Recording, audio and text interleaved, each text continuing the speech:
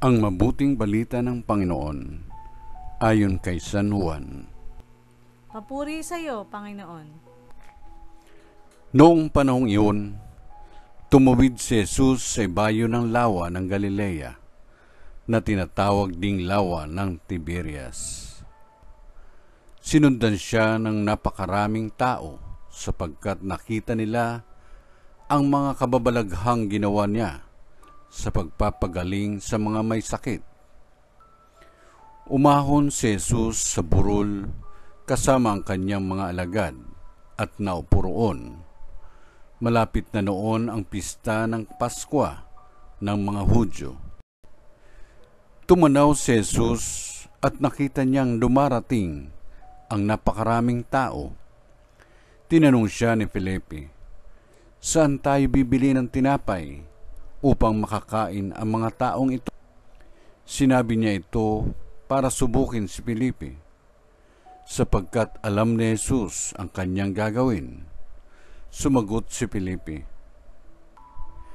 "Kahit na po halagang 200 dinaryong tinapay ang bilhin, ay di sasapat para makakain ng tigkakaunti ang mga tao."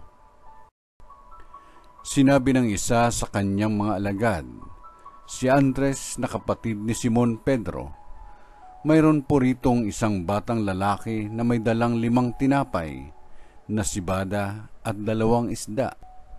Ngunit gaano na ito sa ganyang karaming tao? Paupuin ninyo sila," wika ni Jesus. Madamo sa lugar na iyon. Umupo ang lahat. Humigit kumulang sa 5,000 ang mga lalaki. Kinuha ni Jesus ang tinapay at matapos magpasalamat sa Diyos ay pinamahagi sa mga tao. Gayon din ang ginawa niya sa isda.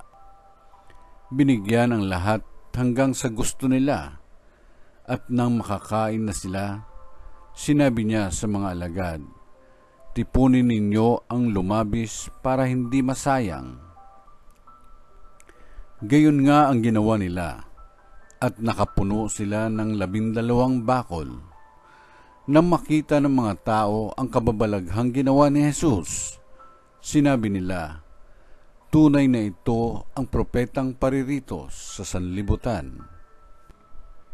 Nahalata ni Jesus na lalapit ang mga tao at pilit siyang kukunin upang gawing hari. Kaya muli siyang umalis na mag-isa patungo sa kaburulan. Ang mabuting balita ng Panginoon. Pinupuri ka namin, Panginoong Jesucristo.